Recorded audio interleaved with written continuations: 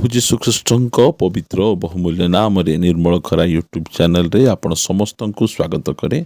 प्रतिदिन आम निर्मल खरा यूट्यूब चैनल माध्यम नुआ नुआ प्रसंग रे प्रभुंकर वाक्य शुणिबार अपूर्व सुजोग पाउछु। परमेश्वर प्रति प्रभात रे तांकर पवित्र वाक्य द्वारा से आम मान सहित कथबार्ता होचंती। सेतिपई स्वर्गर परमेश्वर को हृदय सहित धन्यवाद। ताहा सहित आपण समस्त को धन्यवाद दिए, कारण आपण मैंने नियमित यही चैनल द्वारा प्रसारित होता कार्यक्रम गुड़िक को देखुंट। केवल देखुंट ताहा नुहे, लाइक शेयर कमेंट्स गुड़िक द्वारा आपण मैंने आम को अत्यधिक परिमाण उत्साहित करुँच। प्रभु आपण समस्त को प्रचुर भाव आशीर्वाद करूँ। यह प्रकार आपण मैंने निरंतर आम को उत्साहित करुवे बोली आम अनुरोध करुछु। आसतु आज प्रसंग निकट को जावा। आज प्रसंगटी यही प्रकारटे, धैर्य धरतु आपणकर समय भी आसीबो। धैर्य धरतु आपणकर समय भी आसीबो। प्रिय माने बाइबल गोटे पद पढ़िबा, उपदेशक पुस्तक 3 अध्याय 1 पद, सबु विषयर काल अछि और आकाश तले सबु मनोरथर समय अछि। प्रिय माने प्रत्येक विषयर काल अछि। यार अर्थ कौन? प्रत्येक विषयर समय अछि। आमे टिके धैर्य धरिबार आवश्यक रही। आज अनेक जन जॉब करुथिले आउ सेमानकर दरमा कम रेगुलार हेउ नहीं, यह कोई धैर्य हरा है से माने जॉब को छाड़ीदेले। छाड़ी 2-3 मास पर 6 मास पर अन्य मानकर जॉब गुड़िकर रेगुलार हो गला। अनेक जन से माने धैर्य हरा हो गले, टिके अपेक्षा करि पारले नहीं। जदि आपण टिके धैर्य धरिबे, आपणकर समय मध्य आसीबो। समय पूर्वर परमेश्वर किछि करिबे नहीं। परमेश्वर दाऊद को अभिषेक करदेले। दाऊद को अभिषेक करू करू दाऊद गलिहात को पराजय कले। आउ दाऊद जेकोसी स्थान को गले मध्य कृतकार्य हेले।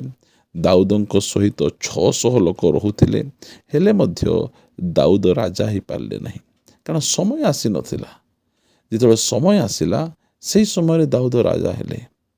जोसेफ को परमेश्वर स्वप्न माध्यम कहले, तुम्हें दिने बड़ लोक हेबो, तुम परिवार लोक समस्ते तुमर तले रहिबे, आउ तुम्हें बड़ लोक हेबो। मात्र बड़ लोक कौन हेबो? जोसेफ को भाई माने गातरे पकईदेले। जोसेफ को भाई माने विक्रय करदेले। से पोटिफर घरे जाई विश्वस्त भावरे बहुत सुंदर भावरे से काम करुथिले। मात्र पोटिफर स्त्री तांकु खराब दृष्टि देखिले, आउ से स्त्री को सहित खराब काम करिबा पाई जोसेफ मना कले। से कारागार रे जाइके से पड़ीछंती। देखंतु तांकु स्वप्न अच्छी, तांको पाखरे गोटे दर्शन रही जे से दिने बड़ लोक हेबे। मात्र कौन होउछि? बड़ लोक कौन हेबे? से कारागार रे अछंती, सबु भलो करूछंती, कोटा भी खराब करना, भाई मान सहित खराब करना कि पोटिफर स्त्री को घरे मध्य कौन सी प्रकार खराब काम करना। आज मध्य आपण मध्य कौन सी प्रकार खराब काम करूना। आपण रेगुलर चर्च जाउछंती, आपण रेगुलर उपवास करुछंती, रेगुलर आपण दान दौछंती, आपण गोटे पवित्र जीवन यापन करुछंती। अन्य माने से प्रकार करि पारु नाहंती। मात्र आपण रेगुलर सबु विषय ठीक ठीक करुछंती, हेले मध्य आपणकर कौन सी प्रकार उन्नति देखा जाउ नै। जोसेफंकर मते से प्रकार समस्या थिला। से सबु प्रकार ठीक करुथिले, सब विषय ठीक। जोसेफंकर जीवनर गोटे मध्य दोष आमे बाछि हेबो नहीं। मात्र कौन हैला? जेतेबेले से कारागार को गले, फारोंकर ऑफिस लोक मान सहित से साक्षात कले। आउ साक्षात करला परे तांकु स्वप्न विषय मध्य कहिले, हेले मध्य से माने मध्य आंको भूली गले। मात्र जो उपयुक्त समय आसिला, परमेश्वर फारो राजा को मध्य गोटे स्वप्न देले। फारो राजा तर स्वप्न देखिचंती, कहीं अर्थ करि पारले नहीं। जोसेफ को डाकिले। जोसेफ सांगे सांगे मिस्र देशर प्रधानमंत्री हो गले। प्रिय माने धैर्य धरंतु, कारण उपयुक्त समय रे परमेश्वर आमको उठाइबे। धैर्य हरा हुअंतु नहीं।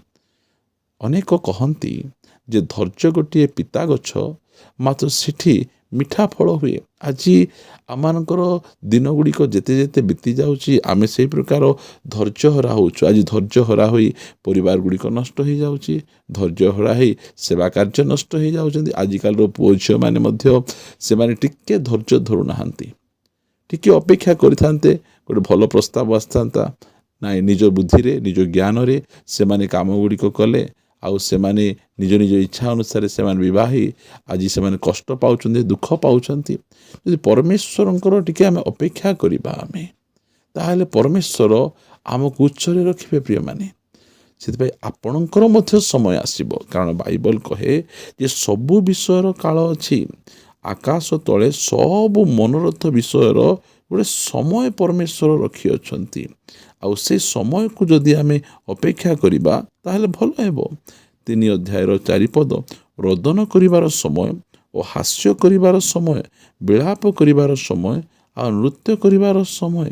ପ୍ରିୟମାନେ, ପ୍ରତ୍ୟେକ ବିଷୟର ପରମେଶ୍ୱର ଗୋଟେ ଟାଇମ୍ ରଖିଛନ୍ତି, ସମୟ ରଖିଛନ୍ତି। ଯଦି ଆଜି ଆମେ ଅପେକ୍ଷା କରିବା ତାହେଲେ ସବୁ କିଛି ହେବ। ପ୍ରଭୁ ଯୀଶୁଖ୍ରୀଷ୍ଟଙ୍କୁ ମଧ୍ୟ ଲୋକମାନେ ସେହି ମୃତ୍ୟୁଦଣ୍ଡ ଦେଲା ପରେ କବର ଭିତରେ ରଖିଦେଲେ। ପ୍ରଭୁ ଯୀଶୁଖ୍ରୀଷ୍ଟ ସବୁଦିନ କବର ଭିତରେ ରହିଲେ ନାହିଁ। 3 ଦିନ ପରେ ସେ କବରରୁ ଉଠିଗଲେ। 3 ଦିନ ପରେ ଆଉ ସେ କବରରେ ସେ ନଥିଲେ। ସେ କବର ଖାଲି ଅଛି, ଆଜି ଯାଏ ମଧ୍ୟ ଖାଲି ଅଛି। ଆମେ ଟିକେ ଯଦି ଆମେ ଧୈର୍ଯ୍ୟ ଧରିବା, ଆପଣଙ୍କ ସ୍ୱାମୀଙ୍କ ପ୍ରତି ଟିକେ ଧୈର୍ଯ୍ୟ ଧରନ୍ତୁ, ଆପଣଙ୍କ ସ୍ତ୍ରୀଙ୍କ ପ୍ରତି ଧୈର୍ଯ୍ୟ ଧରନ୍ତୁ। ଅନେକ ଜଣ ଆମେ ସେବା କାର୍ଯ୍ୟରେ ଅଛୁ, କୌଣସି ପ୍ରକାର ପ୍ରତିଫଳ ଦେଖାଯାଉନାହିଁ। ଆପଣ ବିଶ୍ୱସ୍ତ ଭାବରେ ଉପବାସ କରି ପ୍ରାର୍ଥନା କରି ବିଶ୍ୱସ୍ତ ଭାବରେ ଲୋକମାନଙ୍କୁ ଆପଣ ବାକ୍ୟ ଶିକ୍ଷା ଦେଉଛନ୍ତି, ମାତ୍ର କୌଣସି ପ୍ରକାର ଭାବରେ ମଣ୍ଡଳୀର ଉନ୍ନତି ମଧ୍ୟ ଆପଣ ଦେଖିପାରୁନାହାନ୍ତି। ବ୍ୟସ୍ତ ହେବାର ଆବଶ୍ୟକ ନାହିଁ। ଟିକେ ଧୈର୍ଯ୍ୟ ଧରନ୍ତୁ, ଟିକେ ଅପେକ୍ଷା କରନ୍ତୁ, ଆପଣଙ୍କର ମଧ୍ୟ ସମୟ ଆସିବ। ଅନ୍ୟମାନଙ୍କର ମଣ୍ଡଳୀ ଉନ୍ନତି ଦେଖୁଛନ୍ତି, ଅନ୍ୟମାନଙ୍କର ମଣ୍ଡଳୀରେ ଲୋକମାନଙ୍କ ସଂଖ୍ୟା ବଢ଼ିବାଟା ଦେଖୁଛନ୍ତି। ଏହି ସମୟରେ ଆମେ ଧୈର୍ଯ୍ୟହରା ହେବାର ଆବଶ୍ୟକ ନାହିଁ। ସମସ୍ତଙ୍କର ଗୋଟେ ସମୟ ପରମେଶ୍ୱର ନିର୍ଦ୍ଧାରିତ କରିଛନ୍ତି। ଆପଣଙ୍କର ମଧ୍ୟ ଗୋଟେ ସମୟ ଅଛି। 38 ବର୍ଷ ଧରି ସେ ସେହି ସ୍ଥାନରେ ସେ ପଡ଼ିକିନା ରହିଥିଲା। ଯୀଶୁଖ୍ରୀଷ୍ଟ ଯାଇ ପଚାରୁଛନ୍ତି, ତୁମେ କ'ଣ ସୁସ୍ଥ ହେବାକୁ ଚାହୁଁଛ? ପ୍ରିୟମାନେ, ସେ ଭାବୁଥିଲେ ମୁଁ ପୋଖରୀରେ ବୁଡ଼ିଲେ ସୁସ୍ଥ ହେବି, ମାତ୍ର ପରମେଶ୍ୱର ତାଙ୍କ ପାଇଁ ପୋଖରୀରେ ବୁଡ଼ିବାଟା ରଖିନଥିଲେ। ପରମେଶ୍ୱର ନିଜେ ତାଙ୍କ ନିକଟକୁ ଆସୁଛନ୍ତି ଆଉ ନିଜେ ଆସି କହୁଛନ୍ତି ମୁଁ ସୁସ୍ଥ ହେବାକୁ ଚାହୁଁଛ? ପ୍ରିୟମାନେ, ଆମର ଗୋଟେ ବୁଦ୍ଧି ଅଲଗା, ଆମର ଗୋଟେ ଜ୍ଞାନ। ଆମେ ସେ ପୋଖରୀରେ ବୁଡ଼ିଲେ ଯାଇ ଆମେ ସୁସ୍ଥ ହେବୁ, ଆମେ ଭଲ ହେବୁ, ଆମେ ଠିକ୍ ହେଇଯିବୁ, ଆମେ ଏ ପ୍ରକାର ଚିନ୍ତା କରିଥାଉ। ମାତ୍ର ପରମେଶ୍ୱରଙ୍କର ଚିନ୍ତା ଭାବନା ସେ ପ୍ରକାର ନୁହେଁ। ମୁଁ ନିଜେ ଯିବି, 38 ବର୍ଷ ରୋଗୀ ସେ, ମୁଁ ନିଜେ ଯିବି ଆଉ ତାଙ୍କୁ ସୁସ୍ଥ କରିବି, ତାଙ୍କର ଖଟିଆ ଧରି ତାଙ୍କୁ ମୁଁ ଚଲେଇବି। ପ୍ରଭୁ ଯୀଶୁଖ୍ରୀଷ୍ଟ ସେ ରୋଗୀଙ୍କ ପାଖକୁ ଆସିଲେ ଆଉ ସେ ରୋଗୀ ସମ୍ପୂର୍ଣ୍ଣ ଭାବରେ ସୁସ୍ଥ ହୋଇ ଖଟିଆ ଧରି ଚାଲିଲା। ପ୍ରିୟମାନେ, ଆପଣଙ୍କୁ କହିବା ପାଇଁ ଚାହେଁ, ଆଜି ରୋଗରେ ଆପଣ ଛଟପଟ ହେଉଛନ୍ତି, ଅନ୍ୟମାନେ ସୁସ୍ଥ ହୋଇଗଲେ, ଆପଣଙ୍କର ଅସୁସ୍ଥତା ଲାଗି ରହିଛି। ଟିକେ ଅପେକ୍ଷା କରନ୍ତୁ, ଆପଣଙ୍କର ମଧ୍ୟ ସମୟ ଆସିବ। ପରମେଶ୍ୱର ଆପଣଙ୍କୁ ମଧ୍ୟ ସୁସ୍ଥ କରିବେ। ଆପଣ ରୋଗରେ ଛଟପଟ ହୁଅନ୍ତୁ, ଏହା ପରମେଶ୍ୱରଙ୍କ ଇଚ୍ଛା ନୁହେଁ, ଏହା ଶୈତାନର ଇଚ୍ଛା। ମାତ୍ର ଆପଣ ଟିକେ ଧୈର୍ଯ୍ୟ ଧରନ୍ତୁ। ପ୍ରିୟମାନେ, ପରମେଶ୍ୱର ସେ ରାଇଟ୍ ଟାଇମ୍ରେ କାମ କରିବା ପରମେଶ୍ୱର। ଗାଲାତୀୟ ପୁସ୍ତକ 4 ଅଧ୍ୟାୟର 4 ପଦରେ ଲେଖନ୍ତି, ଯେତେବେଳେ କାଳ ସମ୍ପୂର୍ଣ୍ଣ ହୁଅନ୍ତି, ଯେତେବେଳେ ସମୟଟା ସମ୍ପୂର୍ଣ୍ଣ ହେଇଗଲା, କାଳ ସମ୍ପୂର୍ଣ୍ଣ ହେଇଗଲା, ସେତେବେଳେ ପରମେଶ୍ୱର ଆପଣା ପୁତ୍ରଙ୍କୁ ସେ ଯୀଶୁଙ୍କ ନିକଟ ଜଗତକୁ ସେ ପଠେଇଲେ। ଲେଖାଯାଉଛି ଏଠି, କିନ୍ତୁ କାଳ ସମ୍ପୂର୍ଣ୍ଣ ହୁଅନ୍ତେ ଈଶ୍ୱର ଆପଣା ନିକଟରୁ ନିଜ ପୁତ୍ରକୁ ପ୍ରେରଣ କଲେ, ସେ ସ୍ତ୍ରୀ ଜାତ ହୋଇ ବ୍ୟବସ୍ଥା ଅଧୀନ ହେଲେ। ପରମେଶ୍ୱରଙ୍କର ସମୟକୁ ଆମେ ଯଦି ଅପେକ୍ଷା କରିବା ତାହେଲେ ଆମେ ସବୁବେଳେ ଆମମାନେ ଉନ୍ନତି ଲାଭ କରିବା। ପ୍ରିୟମାନେ, କହିବା ପାଇଁ ଚାହେଁ, ଆଜି ଆପଣ ଧୈର୍ଯ୍ୟହରା ହୁଅନ୍ତୁ ନାହିଁ, ଅଳ୍ପ ସମୟ ଅପେକ୍ଷା କରନ୍ତୁ, ପରମେଶ୍ୱର ଆପଣଙ୍କର ମଧ୍ୟ ଅବସ୍ଥା ପରିବର୍ତ୍ତନ କରିବା। ଆସନ୍ତୁ ପ୍ରାର୍ଥନା କରିବା। ସ୍ୱର୍ଗୀୟ ପିତା, ଆମେ ତୁମକୁ ଧନ୍ୟବାଦ ଦେଉଛୁ, ତୁମ ନାମର ପ୍ରଶଂସା, ଗୌରବ, ମହିମା, ସ୍ତୁତି, ବନ୍ଦନା କରୁଛୁ। ଆଜି ଅନେକ ଜଣ ଧୈର୍ଯ୍ୟ ଧରି ସେମାନେ ଅପେକ୍ଷାରେ ଅଛନ୍ତି, ସେମାନଙ୍କୁ ହାରିବା ପାଇଁ ଦିଅ ନାହିଁ, ସେମାନଙ୍କର ସେ ଧୈର୍ଯ୍ୟକୁ ପରିତ୍ୟାଗ କରିବା ପାଇଁ ଦିଅ ନାହିଁ।